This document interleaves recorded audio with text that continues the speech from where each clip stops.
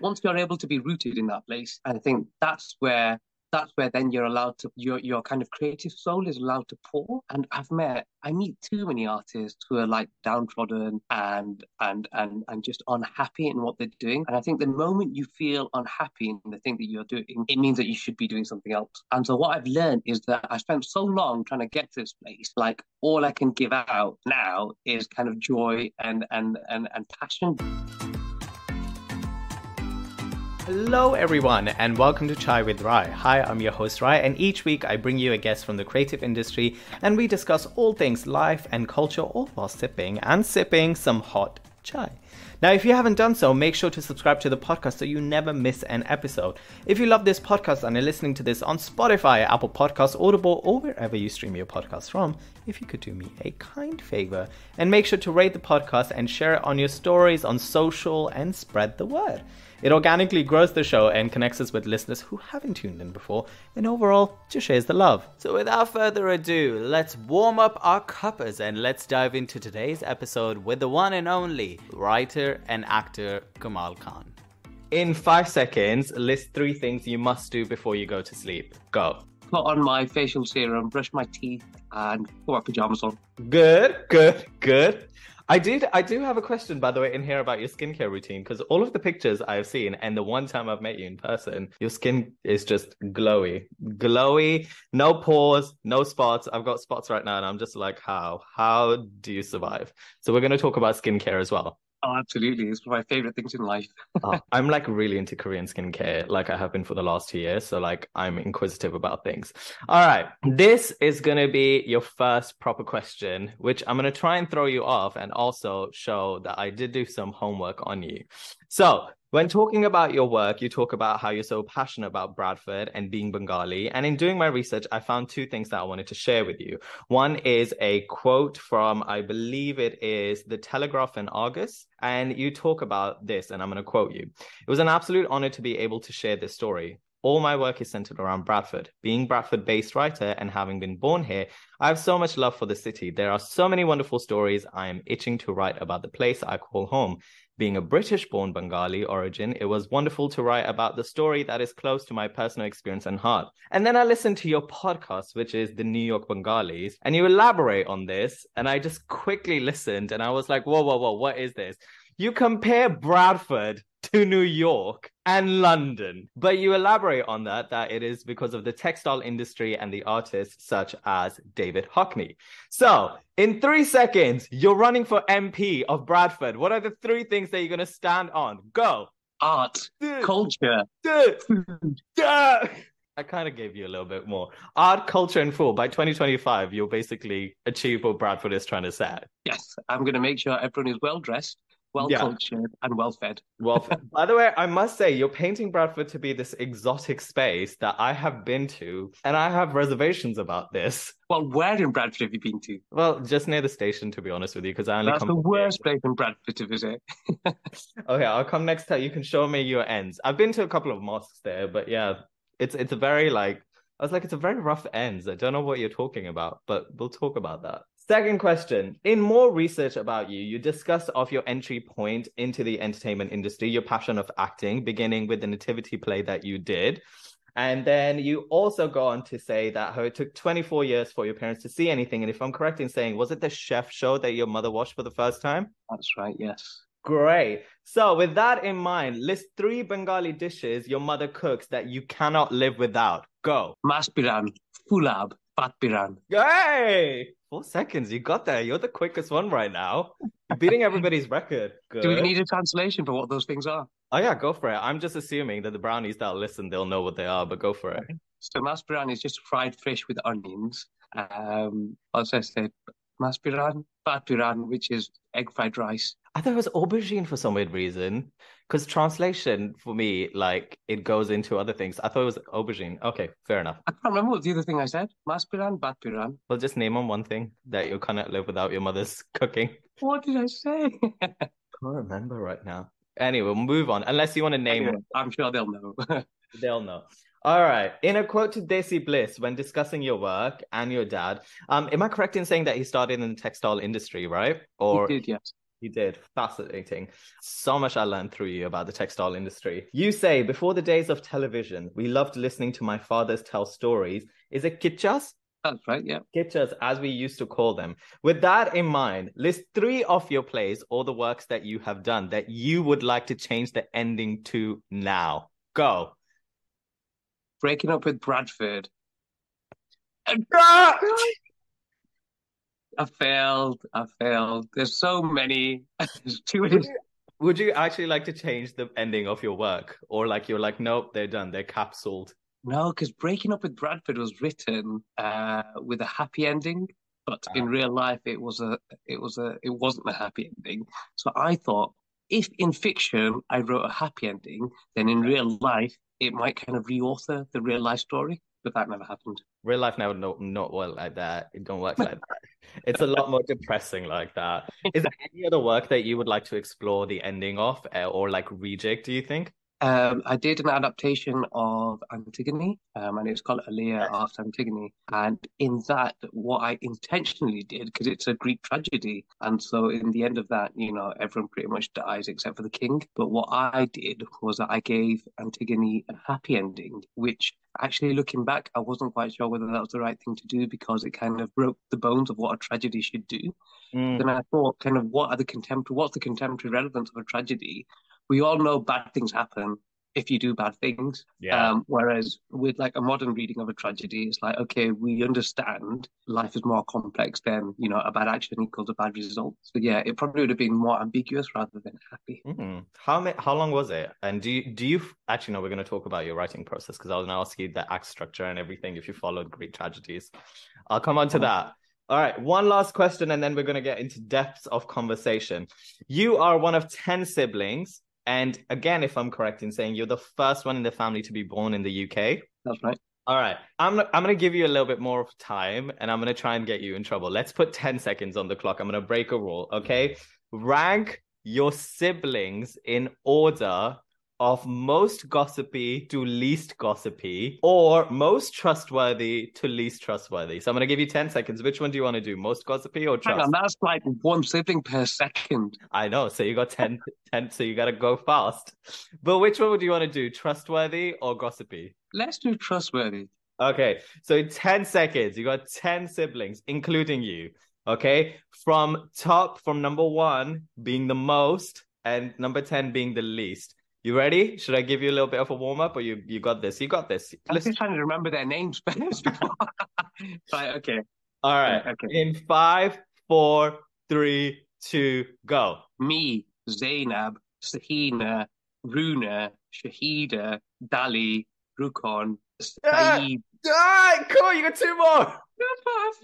I've lost my siblings. Got, I've got eight. I've missed two out. I think I've Who's missed two out. Oh God, we'll just conjoin them together as the least ones. Well, now the games are done, so you can relax, you can breathe, you can breathe. Do you ever forget everybody's name? Has that ever happened, or this is like a circumstantial thing? No, well, what it is, because some of them have two names. And so they've Oh, got their, like, the name that we call them, and then they've got their official name. So I was trying to work out which name I was going to use. got it, got it. Where do you sit, by the way, within the 10 siblings? I'm eight. No, Wow. no, seven. Because I was gonna say, if you're the youngest, usually it's the young children. Because you were mentioning on one of the podcasts, you were like, "I'm the brown sheep of the family because I'm the only one in the arts, and who works in the care service." And I was like, it's usually the young people that rebel. It's always usually the young people or the firstborn. Yeah, I think it's a I mean, it's taken this long, as in, like, 20, 30 years for us to kind of establish ourselves in this country and then reforge a new identity. So I think, yeah, it's getting better. Yeah. How are you feeling in regards to the flu? How's the family doing? And yeah, how's your week been? We've just had a big fat Bengali wedding. Which I'm wanting Uh, to see pictures of, by the way. oh, definitely, you'll get pictures. Because he There's said been, outfits. do you know what? Weddings are all about the outfits, but Yeah. with this one, my brother, he's quite low key. So he went for a really low key outfit, and therefore we kind of then upped the volume a bit. So all of our sisters were like in gold and blue, and then we Oh, were in like gold. And it was yeah, it was really lovely actually because he's one of those guys. He's younger than me, and he decided that he finally wanted to get married. But it was so we did the kind of Mindy and do you know what? I never realized there's so many bonkers ceremonies that go with the Bengali wedding because we've not had one in a while. Yeah. So they do these random things called like the pan that you eat that you chew. Yeah, there's like a whole evening where like you cut the pan and cut that and you create like these big platters of it to give to the other to the bride side, and that's a whole evening of like pan cutting and or gua cutting it's called and singing. And then Okay. there's the mendi, which is like quite traditional with Yeah. but we didn't really do mendi because he didn't wear it. And then you have the wedding day, and then usually after you have a walima, but then we kind of conjoin the two things together. And then bizarrely, after the wedding, there's a thing called fish cutting, where the husband brings the wife a massive fish, and then she sits down and she cuts it. That he's captured, or that like it's just from like the local shops or something. But like when I say big fish, I'm literally like, the size of me, Yeah. that size of the fish that you get. And then she gets it. I'll send you a picture.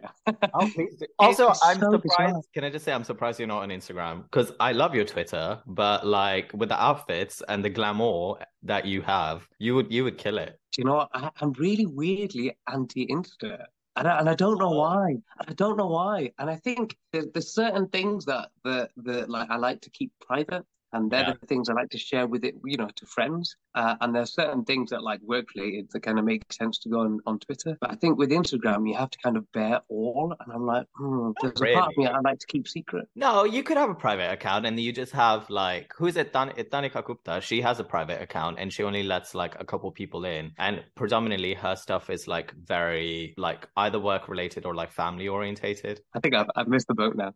No, I don't think you have. I feel like you should, and I would want you to very badly because I think people should see. And also it's a way to like gauge certain things that I think you can't do on like certain features on Twitter. Yeah. And do you So, know the funny thing is I've actually hashtagged myself and I do have like quite a few posts on Instagram that other people have tagged me into.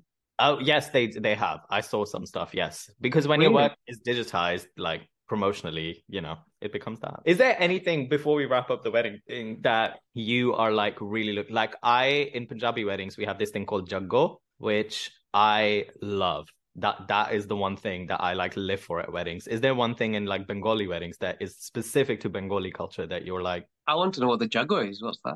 what Jago is basically a thing which is like to awaken like your town people and let them know like wake up. Jago means like wake up, that there's a wedding happening. So there's like a matka thing that is passed from like aunties to aunties and everybody dances. And there's like a bolia that happens, and everybody dances around and like plays dole if you want to. And it's literally just that. It's celebrating the fact that wake up, everybody. Let's celebrate that a wedding is happening. Ah, one of my favorite things, I'm not quite sure they do it in other cultures. They do the gate. So it's when the groom arrives into like the Oh, venue, and then you have to give money, and then you get sprayed to hell, and with like confetti and silly strings and smoke flares and everything. oh, that's added. I know there's a money thing, and I know you like there's the jute, like the shoes that happen. Do y'all do the shoes or not really?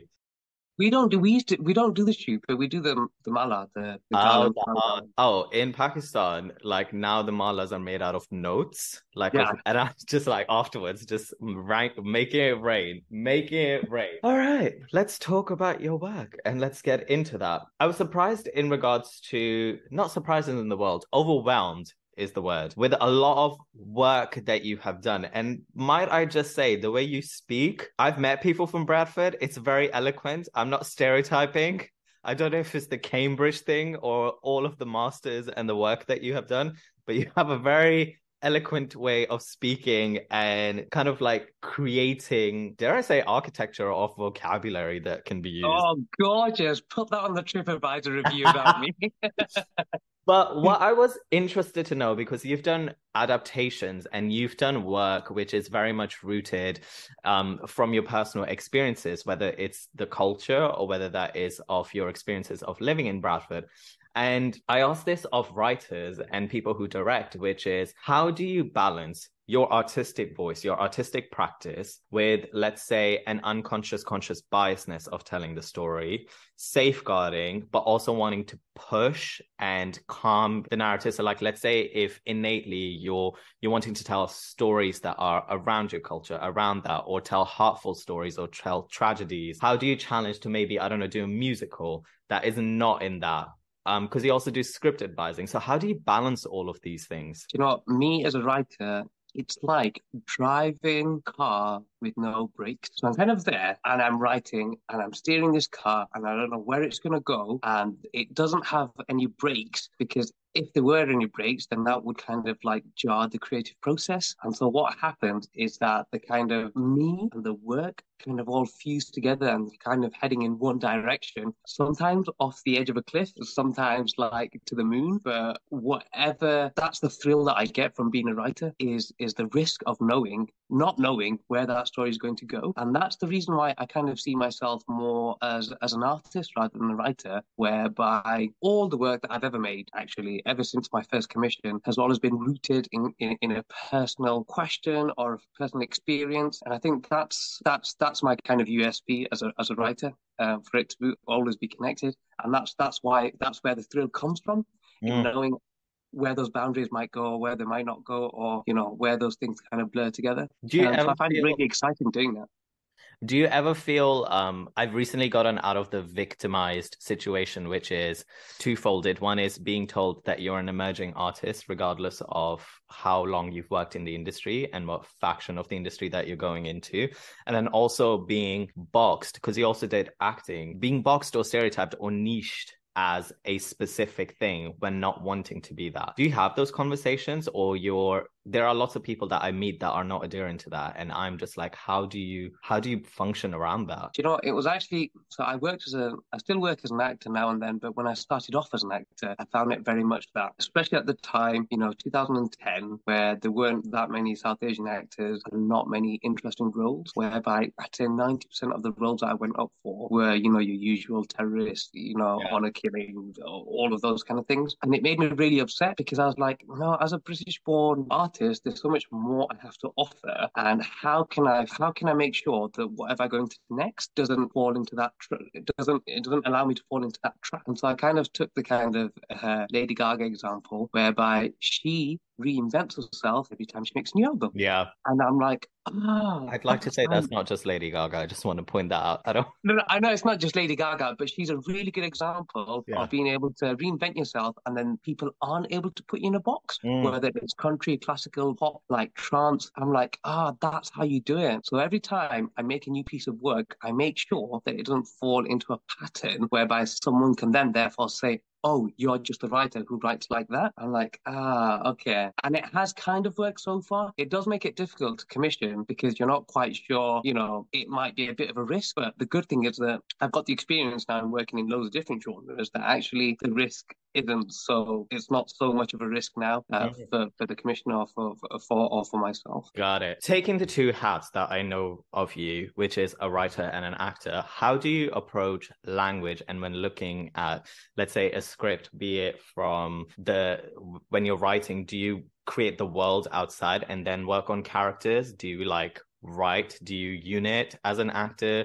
How do you function both of them separately, and do they ever go into one another? Oh yeah, I mean, it's strange actually, the writing process, because the writing process for me is closer to my background in architecture. So I did 3 years and I did a BA in architecture first before I even became an actor or a writer, and that was very much about looking at the mechanics of what makes a building. So you've got the structure, you've got the kind of scientific, you've got the environmental factors, you've got the aesthetic factors that make up a building. And so I use a similar kind of system when I'm writing, in that I begin with what makes the foundation of that world, and then you have the theme, and then you have the characters, and then right at the very end is the dialogue. So I spend much of my writing process actually working out the structure and the form, and that's usually about 80% of the writing process. process. And then I say 20% of the writing process is just the dialogue. And then you've got the whole redrafting process, Yeah. which is kind of an external of that. But just in the making of the work, I kind of take quite a scientific, not quite scientific, but like quite an architectural Yeah. approach to it. It's quite methodical the way that you're describing it. Do you know what? It really helps because, like, at the moment, I've got 4 different commissions, and if I was to just kind of spend my time You just better kind of show off. You better meandering. show off that you got 4 commissions. No. But if I was just to spend my time kind of meandering and kind of feeling my way through these characters in the world, like you don't have enough time. You've got to remember that sometimes it's just a job, Yeah. and you have to understand like what are the mechanics that can help you to get from like the treatment to the final draft. And it's about putting those things in place that will allow you just to write draft after draft and get the job done. So yeah. How much do you think you've changed from like, let's say, is it 2012 that you wrote And It All Comes Down to your work, like, was it Hodkiss Awards that you did the Royal Exchange Theatre projects? Like, how much has your evolution come about from that? Like from writing, like, let's say log lines to pitching to like doing treatments and things like that?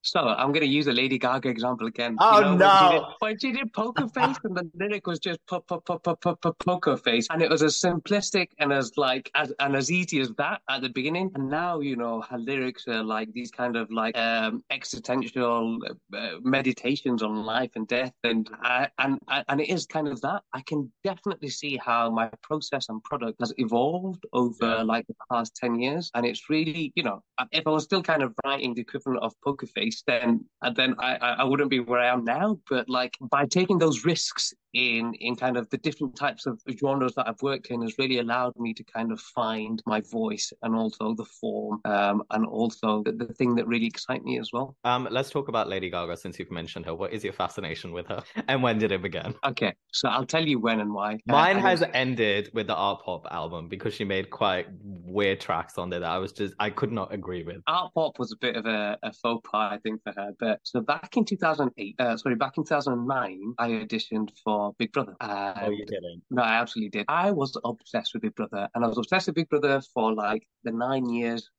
since it came out.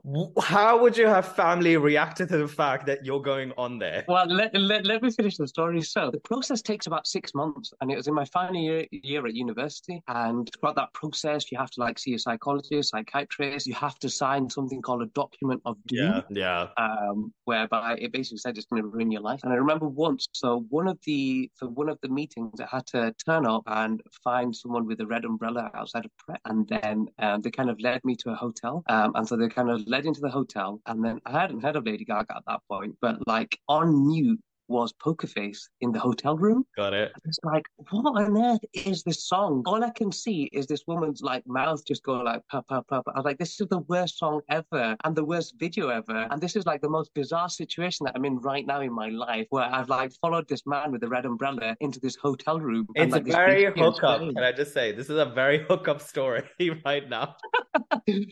And so that's where it began. So like it always reminds me of like taking risks, Lady Gaga, and like ending up in a hotel room auditioning for Big Brother. So I'd got through to the final round of contestants, and I was about to go into hiding, and they send you to like the north of France or somewhere remote for 2 weeks before you go into the show. And at that point, I was like, look, I really can't do this because my university won't let me graduate if I go into Big Brother. And also I had my final exams. It wasn't entirely the truth. I mean, they probably would have let me go to Big Brother, but I would have missed my exams, which would have meant that I would have had to retake my year. But they said to me, we'd be more than happy to take your next year, and next year would be the final year of Big Brother on Channel 4. And I was like, imagine if you went to Big Brother, would you be doing the things that you're doing right now?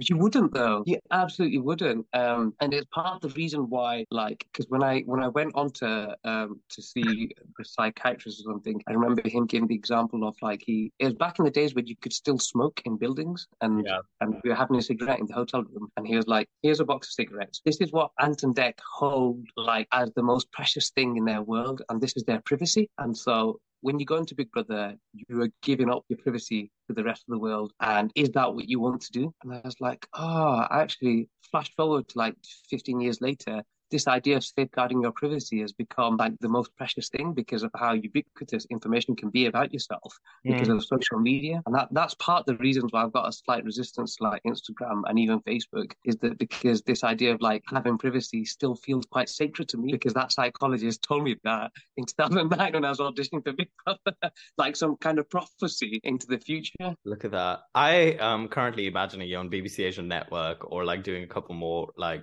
you probably would have gone on Bake Off too. Then you would have had actual experience to write for Nadia's play.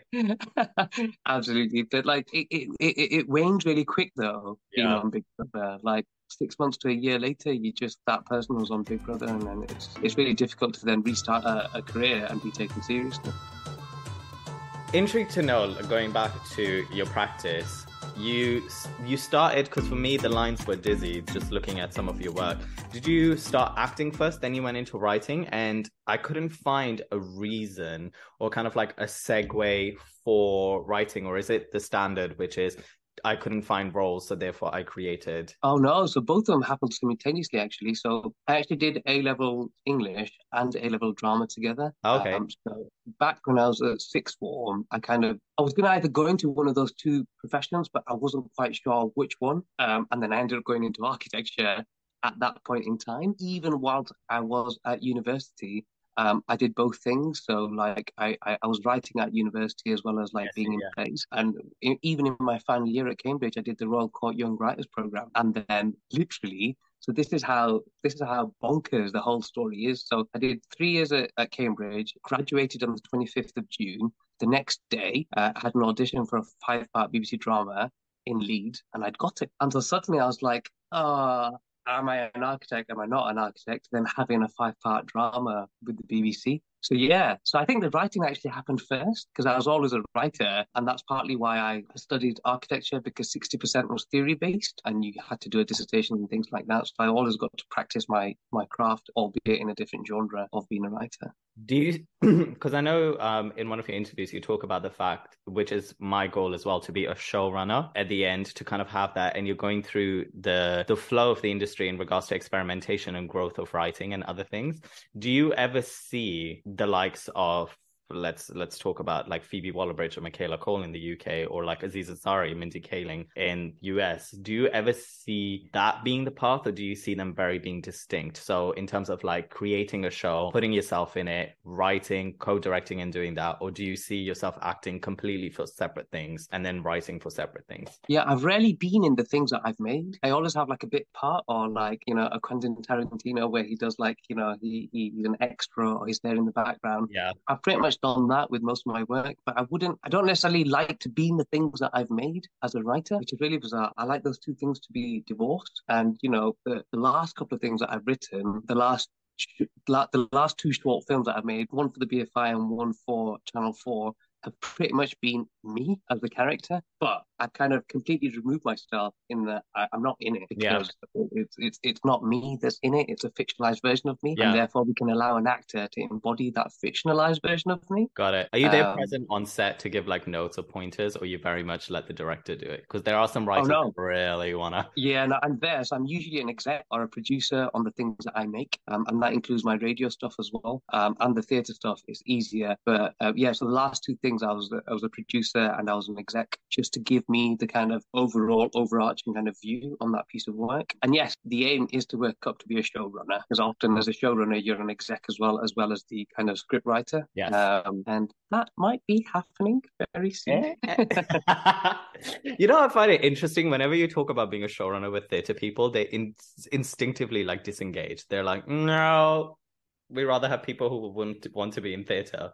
Which actually, I'm going to talk about 2 seconds, two more questions, and then we have to do quick rounds of certain questions. I'm intrigued to know form, because you've experimented with form a lot, I feel. And even in terms of mediums, you've worked for digital work, you work for radio, accessibility, if we talk about your work, how accessible your work is to like actual plays, So I'm intrigued to know how the challenges and the joyfulness of those things. And the second thing that I'm always intrigued to know is what continues to inspire or be that burning desire or that fuel that continues going. And I found this really wonderful thing that you said. The thing that inspires me creatively is unearthing the beauty that is found in everyday grit of our lives. Through the use of fiction as a writer and on stage, stories can be used to illuminate new ways and perspectives on how we live and ways to create dialogue to delve into deeper realms of the human heart. Again, mechanics, such an architecture of words. So yes, so one is form and the other is kind of like that burning fuel. Yeah, let's talk about form because for me, it was actually at a BBC Writers' Room event where the person said that as a writer going forward, it's really important now to be able to be a portfolio writer. And that means to be able to practice your craft in many different genres. And I was like, that takes a lot of time. And also, it takes a lot of skill because the skill to be a playwright is different to be a radio dramatist, to being a screenwriter, to being screen, radio, stage. Well, those three things. No, but you've done digital, you've done VR now. And VR, absolutely. And I was like, okay, so if I want to be a portfolio writer, I've got to be able to practice my craft in those different things, get commissions in those three different things, three different genres, and also, make work that is really good. And so I pretty much spent the first couple of years of my career practicing in different genres and trying to work out the kind of craft of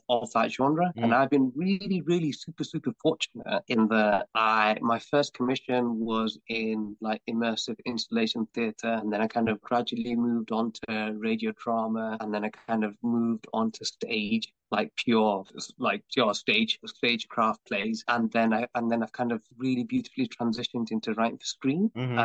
The objective when I first started off as a writer was to kind of end up in screen in some shape or form. I wasn't quite sure whether it was going to be film, television, but I knew that would be kind of the end point. I also knew that if I was able to kind of nurture my craft in various different genres, I would never get bored as a writer, and it would also mean that I would all constantly have different kind of forms to work in as well, because I utmost respect those writers who are just solely playwrights who only write for stage, and that's the medium that they love and they flourish in. But for me, I get really bored really easily, and it's the reason why I've got really short attention spans, and I can't read novels, and I can't do things that take because I just don't have the attention span to kind of contain myself for such a long amount of time. Yeah, and so it's why I love things like poetry. I love watching films. I love music because it's all in the short form medium, and it's kind of my career has been a bit like that as well, like trying to work in the short form medium and then kind of move on to the next medium. And so that's going to be interesting when you do film. Yeah,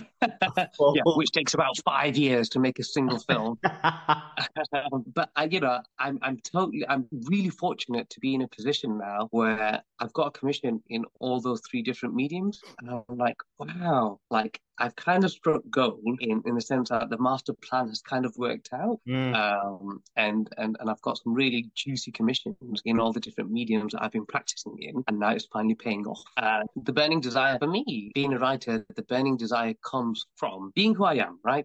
People seeing a version of who we are as South Asian, British, Bangladeshi, people from Bradford, all of those kind of things. And the desire to be a writer comes from the power, the superpower that you have in order to rewrite those preconceptions and to kind of reform a new version of who you are and how people see you. So let's take Bradford as an example, right? So it's got this really horrific impression or representation of a city that's kind of downtrodden, and it's a bit of a druggy den hole, and it's kind of full of people who have either got gout or obese.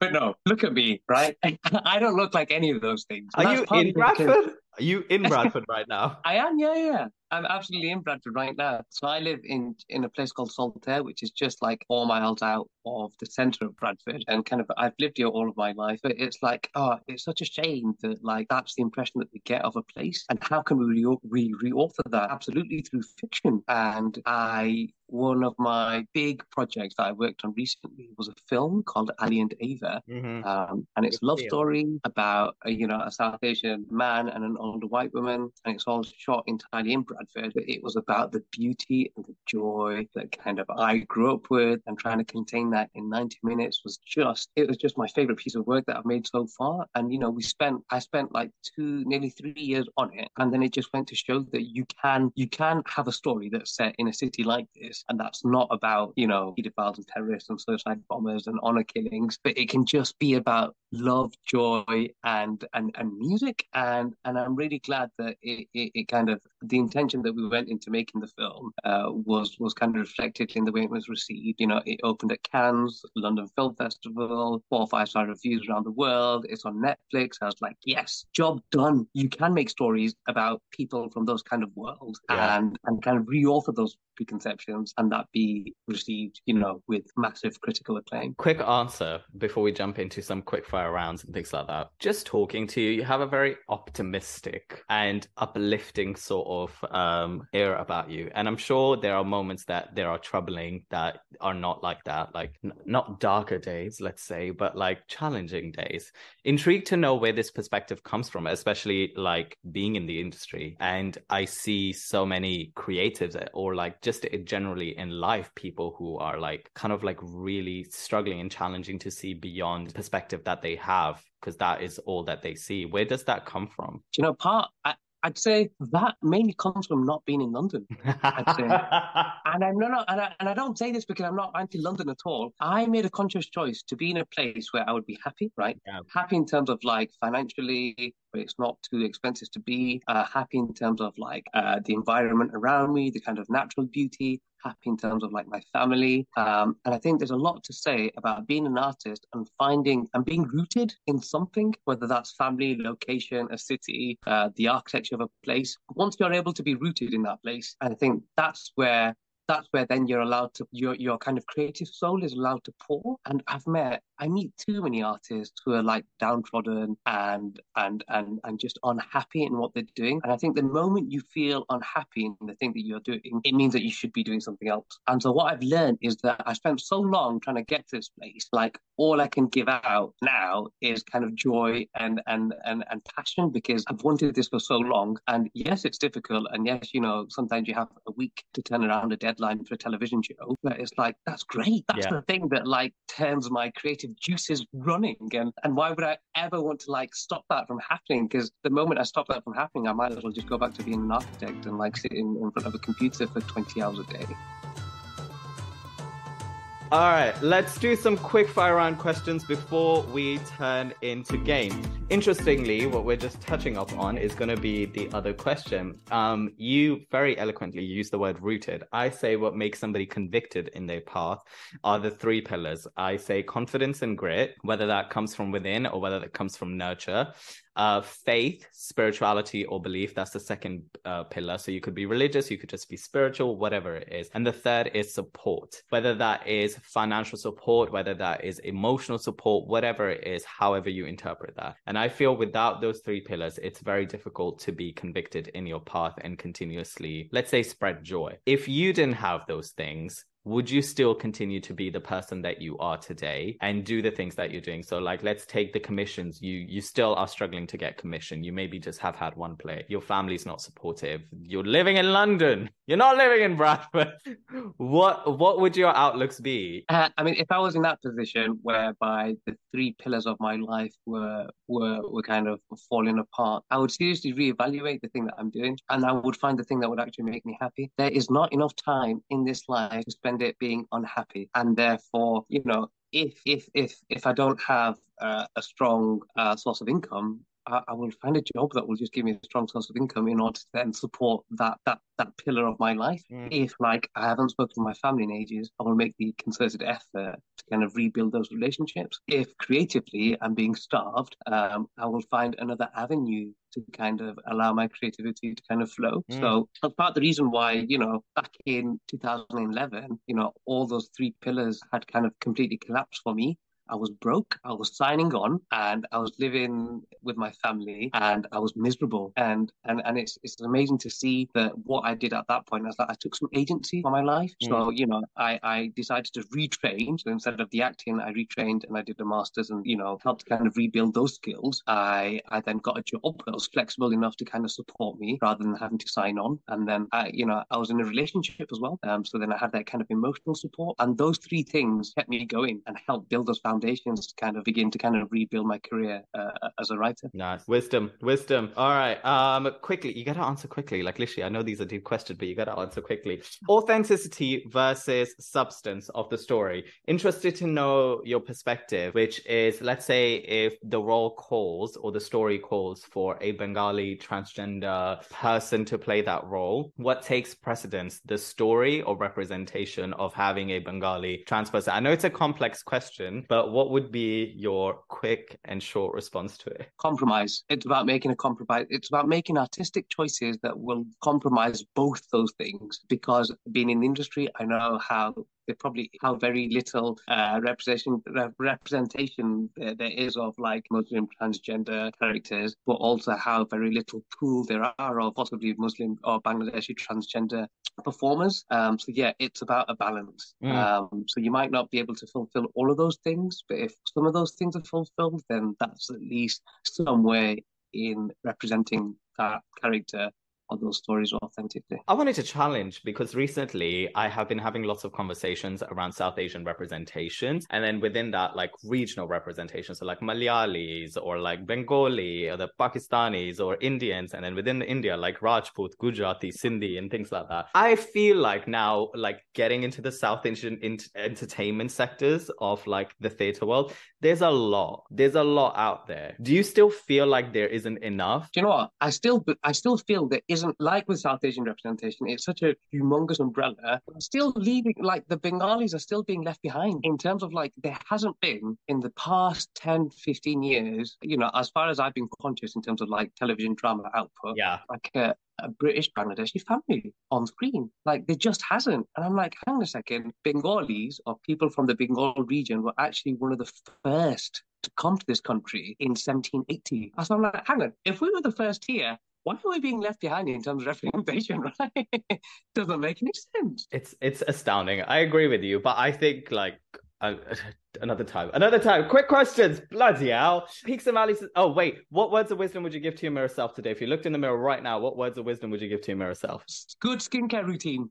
And the next question is, what is your skincare routine? What 3 things would you advise? Don't smoke. Always have a serum before you moisturize. Oh. And then finally, always go for 99.9% natural products or organic. I was going to say know your skin type because I feel like people don't know their skin type. What's your favorite part of the job of being an artist and a multidisciplinary artist, let's say? Favorite part of the job is that moment where you get the contract through to say you got the job. Last week I interviewed somebody and they were like money, and I was like, fair. No, it's not even the money. It's just having the job. It's the best part of the job. That's true. Thoughts on the South Asian entertainment sector and the industry at large? One thing it could do with and one thing it could do without. It could do with more execs and commissioners in like at the top of the food chain. One thing it could do without is lazy stereotyping. Stop it. Stop it, man. Like we're not all the same. Like the diversity, the kind of difference, that's what we need to embrace. 3 things something or like imparted wisdom you wish somebody would have told you, and let's say throughout your experience that you have experienced that you would like to impart on somebody else. Have the courage to say no, embrace the rejection, and finally remember the joy. Oh, I'm waiting for a philosophical book from you. I really am. I really need this. But before we move on to games, I'm going to ask you this lovely little question, which I ask everybody: peaks and valleys. A peak is a high point of your personal or professional life. What was it? What lesson you learned from it? A valley is a low point of your personal or professional life. What was it? What lesson you learned from it? I feel like we've kind of touched up on this already, but if you feel like there's something else and you don't want to say the exact situation, you can be like, in 2010, well, 2011, you said it was a dark time time and it taught me this? Yeah, let's go for a peak first. The peak actually was seeing my mom and dad, my mom in her burqa, my dad in his shalwar kameez, stand with me for my graduation picture at Cambridge. They'd never been before. It was the first time they'd ever been as well. And just seeing them in this world, which is so alien, because both of them were illiterate. No, my mom and my dad was illiterate because he no longer exists. But both of them couldn't read or write in either English or Bengali. So it was just such an amazing juxtaposition of world and universes, seeing those two things come together. Yeah, that graduation picture was definitely the peak of my life. What it taught me is that like embrace the difference, and also never be afraid to go beyond what is expected of you. Because I say that because when I was applying to university, my teacher said to me, "Don't apply to Cambridge. Like I should apply somewhere else, like Leicester, because of being from a South Asian lower working class like background.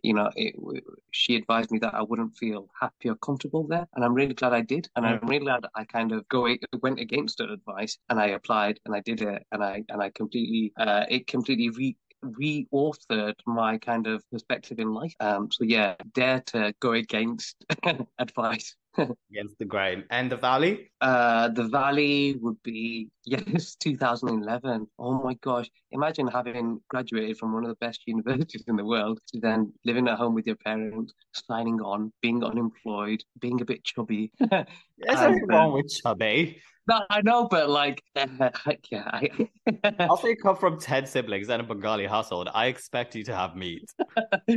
But I was like, yeah, that was definitely a low point. But you have to be able to wander through the valley in order to eventually get to the top of the peak. So Uh, uh, uh, without it. wisdom dropped.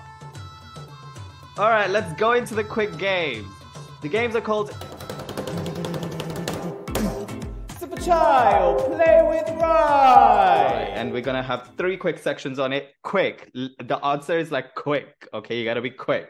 So first section is called If I Was. So if I was to say to you, if you were a movie, what would the original title of that movie be? Go.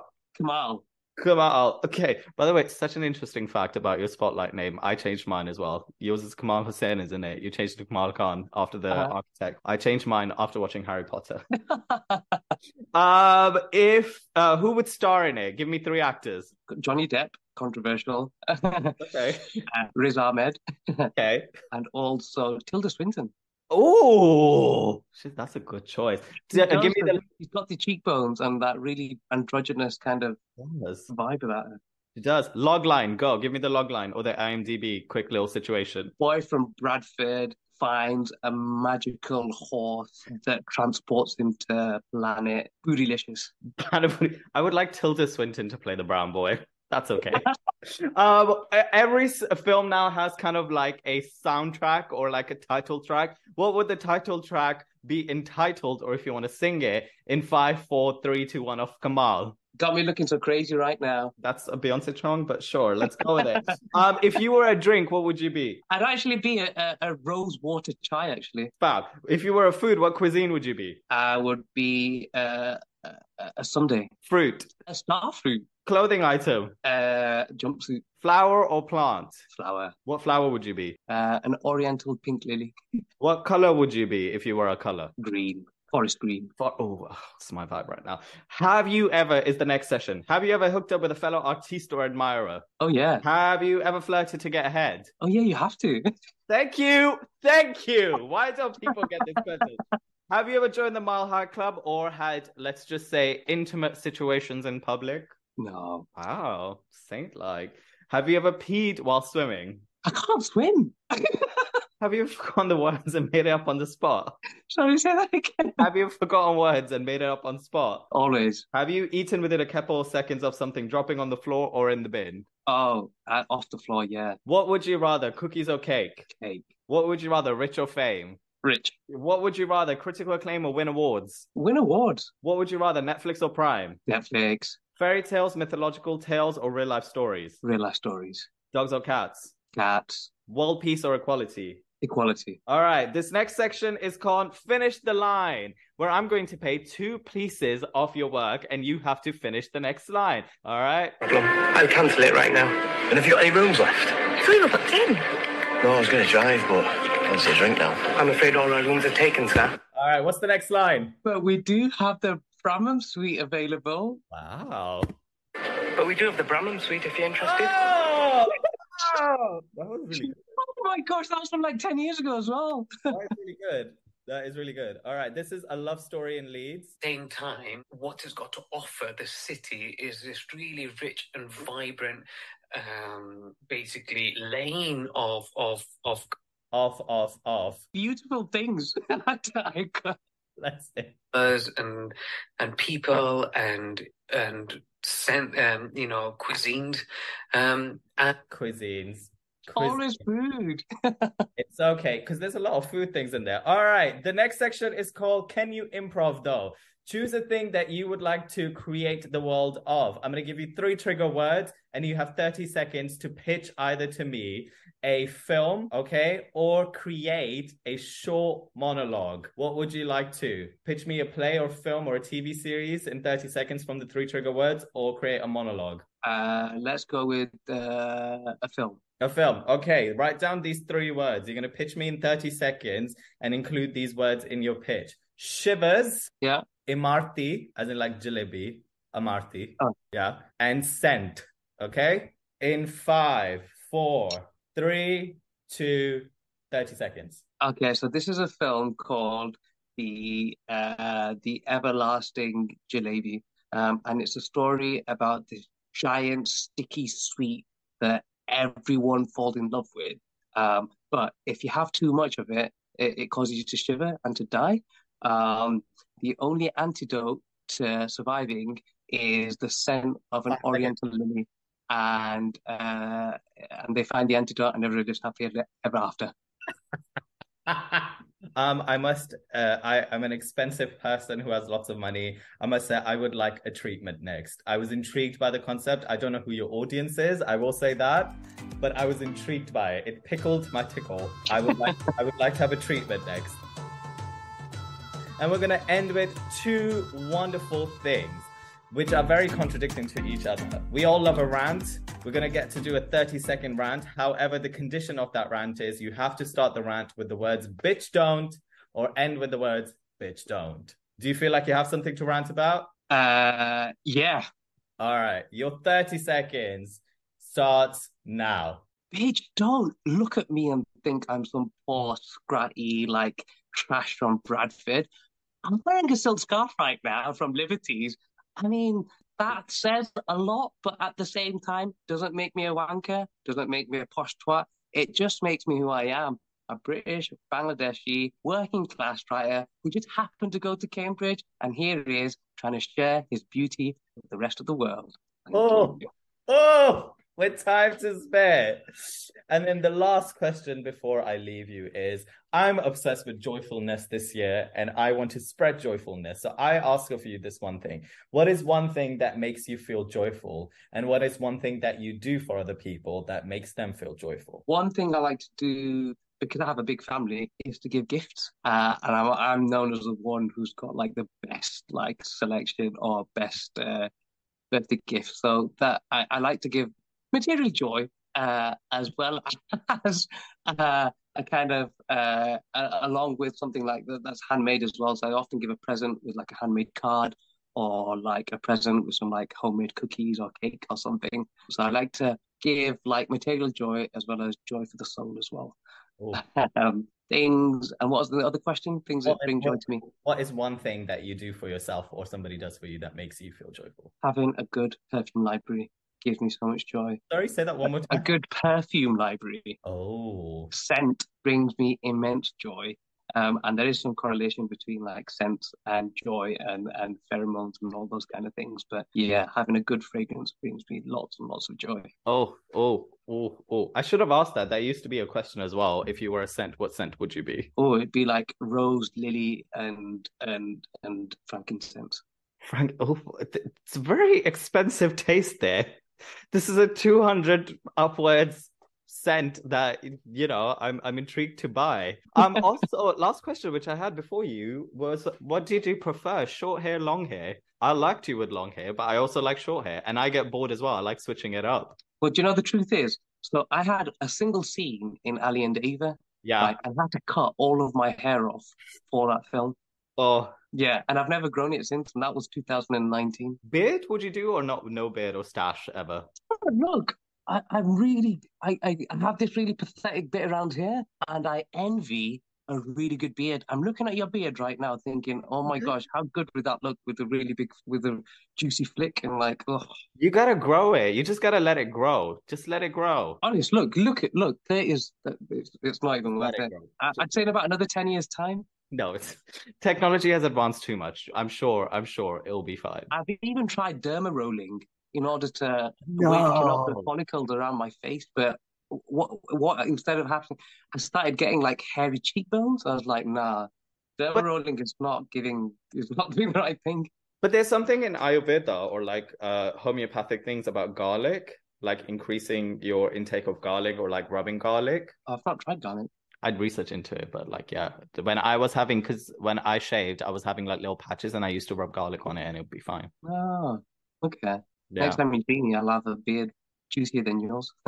Hey, you can try. I'm half Turkish as well, so I don't think that's possible, but go for it. Well, everyone, that brings us to an end, and I hope you enjoyed that. I want to say a massive thank you to the guest for their time. All of the information about the guest, myself, and the show will be listed in the bio. Make sure to follow, share, comment, and subscribe. Show us all some love, because isn't that what we want at the end of the day? Some love.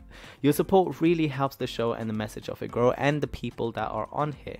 Thank you again, and as I always say, breathe in, breathe out. Now must go, which means now I must go. I own that is copyrighted and I will sue. Joking. Have a great one and stay curious. Till next time.